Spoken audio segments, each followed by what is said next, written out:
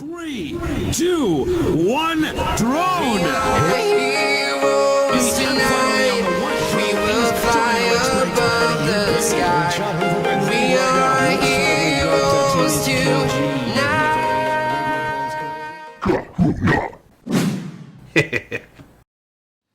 Today we're looking at another frame. This one is made by Sky Hero, the Hero Factory. This is called the Anakin Club Racer. This is a frame that can run 5-inch propellers. And I have been looking forward to reviewing this frame for quite a while. This says Sky Hero Championship winner 2015 IRDA Racing, plus many more. Now the guy named Brain Drain, who actually got second place over in the races in Dubai, works for Sky Hero, and he recommended this frame. So we'll go ahead and open this up and take a look at it. I haven't opened this up at all, so it's all going to be new to me. Ooh, a sheet of stickers to decorate your hood, the hood itself, and a bunch of screws and spacers and rubber bands, and these are the landing gear that go on the bottom of the quadcopter arms and the carbon fiber plates themselves. So here are all the pieces laid out. This is not a single plate like this LS210 has. This one is going to have to be put together and assembled. This is these are the front arms right here, and these front arms stick out straight out to the sides, and the rear arms reach off back to the back like this. And these carbon fiber plates are near flawless. I was trying to find any kind of nick or cranny on this that I could find at all, and I can't find any. These things look near perfect. They're just a very, very little bit dusty, but that's about it. That's all I could find wrong with them, is a little dusty. But every cut seems to be perfect. Every hole seems to be drilled perfectly. I think they're doing a great job with their blades, changing them out when they need to, and their drill bits. These are little plastic, little Z things. These, we'll show you where these go later. But it has a lot of little screws, and like I said, these are the landing gear, what they look like, and they just go on the bottom of the arms under the motors, so that they just provide a little bit more, you know, keep your frame up off the ground, and ruin these instead, because these are a lot cheaper to replace. Anyway, let me start working on this and getting it together, and we'll take a look at it. So I found out the instruction manual on how to put this together is actually a digital download, and I'll put a link to this in the description so that you can see how it goes. And this is pretty detailed, so it shouldn't be any trouble putting it together, even though there are a lot of parts. So here's the beginning of the frame assembly. It has these 14mm screws that go down through these plates to hold it all together. The instructions said there's supposed to be 16, but it didn't come with any 16mm screws, so I guess it means the 14mm screws, because they still turned quite a bit into the spacer down here. So if you look at this, you can kind of tell how these spacers up here in the front are a little bit different than these, and that's because of the way that it attaches to the lower plate. But it has the 6 screws up here, and 2 of them hold this little rounded piece on up here, and then each arm has 2 screws holding it to the main plate. And so that's what it looks like right now. So this is what the bottom plate looks like. It has the 3 holes here and 3 holes here that connect into those spacers that were put in previously. And then this back screw goes into this spacer here that helps give this thing a little bit more strength.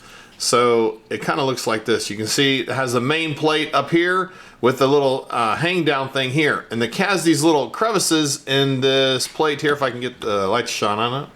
Right here you can kind of see these little holes, and those are for the camera to mount into there, kind of wedge into there, and then this rounded part up here is for the camera lens to lean up against that. And these has the 3 different cuts here for 3 different angles of your camera, depending on how much angle you want in your camera. So here the frame is mostly assembled now. And if we take a little closer look at these arms, you can see here that they're cut out for the 2200 size motors.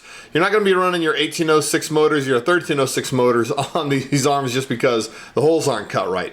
Also, it has this groove on the end of each arm. And what that groove is for is you're supposed to run your motor wires out this side and wrap around underneath here. And then once they go underneath, then you take your spacer like this, and this goes up on the underside of the arm, and that holds the wire up to the bottom side. The wire runs through here and then down to where you would have your ESC mounted out here on the arm, and that helps just keep it all neat looking. And when you look at it from the top, you don't have any wires coming out this way at all, and so your arm looks very, very clean. And you do the same thing for all 4 arms. You can buy this as a full kit or just the frame by itself. But when you buy the frame by itself, or the full kit really, I guess, they want you to put the power distribution board on the bottom, and that way all your ESC wires come up here and connect into the power distribution board all on the bottom, again making it very, very clean. Then you have a few wires that will run up through here, through these here, and those are your signal wires, and they would come up through here and they would connect into your flight board, which you would mount either in these 4 holes here, or if you have a smaller one, you could mount it here with some double-sided stick tape to hold it in place. And like I said, these holes here are designed to have the wires come up through from the bottom to plug in. Then also up here on the top, this is where you would mount your receiver up here on the top. So here's the plastic covering that goes over the whole thing. And this is designed just to slide right on top of here, just like that. And it lines up perfectly around this bottom part. Then you use the included rubber band, looks like this. It comes with 4 of them and hooks it around onto those 2 little carbon fiber parts on the back to hold the top down, and it gives you a very, very slick look on this frame. So here I have the caliper. Let's go ahead and get some measurements off of this frame. These arms are coming in at 4 millimeters. The front arms are 4 millimeters too. Yeah, 4 millimeters. And this main plate here is 1.1 millimeters. That's kind of a thin upper plate, and this lower plate, it comes in about 1.2 millimeters or so. Now, I don't think it's so important that these plates are thick, because most of the weight is being carried up here in the front, up here through these pillars here and these posts and these spacers, because that's where it all is. So this main plate being thick here isn't so important, because even in a crash, if you crash on the rear motors, it's not going to be able to touch this middle plate. So the middle plate being thicker than 1 millimeter isn't really necessary. And even if it flips upside down and lands, you're going to land on your motors and not on this main plate. So there's really not a whole lot of point of having this main plate be much thicker than that. And like I said, up here in the front, this whole thing here is going to be is susceptible to crashing to this part of the plate. But with the lower plate here, and then this little extra spacer here with the grooves cut in it for the camera, this front part is very thick as well. In fact, let me go ahead and measure that, see how thick it is when it's all together up here. Yeah, 3 millimeters up here on the front, so it has plenty of strength up here, but it kind of relies on these 2 front screws. But that would only be if you came in a direct impact on the front, I guess, and even then I think it'd still be plenty strong with the 12 millimeter, 14 millimeter screws that go on up through the main plates here. So in between these 2 plates here on the bottom, we have about, what is that, 19 millimeters of space, almost 20 millimeters of space. So that should be plenty of room to have your power distribution board tucked up underneath there. So let's go ahead and get this weighed. I have the plastic underside of the motor things inside here, so we'll get this weighed. Comes in about 146.8 grams. So besides your flight board being here and your receiver being here, this black area is where your video transmitter is supposed to sit, with the antenna sticking out the back. And that allows a little bit of space back behind where the cowl would sit, like this. The video transmitter antenna is supposed to stick out past here and then stick up, and that way you have a good connection back to your video transmitter, back to your goggles. But it has these holes here, and you could try to use these for your video transmitter antenna. But the problem is you don't really want that on the bottom, because if your battery's kind of long, then it's gonna interfere with your battery hanging on here. And what you want to do here with these little cutaway grooves is this is where you're going to run your battery strap around here and hang your battery on the bottom. And in fact, I put a little Velcro in here and then put Velcro on your battery to keep it from slipping out the back as well.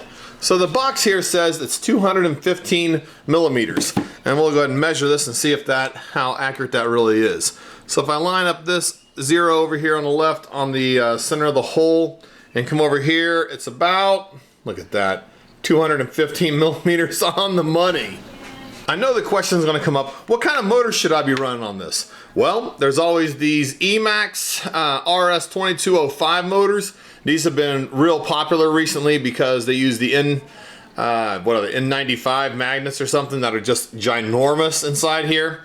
And they're a very powerful motor. They're powerful on 3-cell and 4-cell. However, there's also another alternative. These are DYS's answer to the red bottoms. These are the SE2205 motors, and these are pretty much identical to the red bottoms here. Pretty much identical to these, except for these are supposed to give you a little bit more thrust with a little less amps. And these also have a hollow shaft, and people say, well, the hollow shaft might be more weak. Well, I guess they've done tests and they've actually said that the hollow shaft is actually stronger and harder to bend than a solid shaft like on these red bottoms. But I think if you picked either one of these motors, they would be excellent, excellent, excellent on these on this frame here. So up here on the front, this hole is cut in the plastic so that it'll pretty much accommodate any angle that you put on the camera. So this is the Anakin Club Racer from Sky Hero. There's another version of the Club Racer that's available where the arms are actually rounded, but I think the carbon fiber looks a lot cooler, and I think it also makes for a lot cleaner look to it. Anyway, Anakin Club Racer from Sky Hero. I'm going to have some links down in the description to the Sky Hero team pilot named Brain Drain. He just lives a couple hours from here, and I've actually raced with him a few times, and he always toasts me. So congratulations to him, he's awesome. I'm working on it, so hopefully I'll be a little bit more competition for him later. Anyway, this is the Anakin Club Racer from Sky Hero. If you have any questions about this, feel free to leave them in the comments, and I'll try to help you out as best I can. And as always, thanks for watching.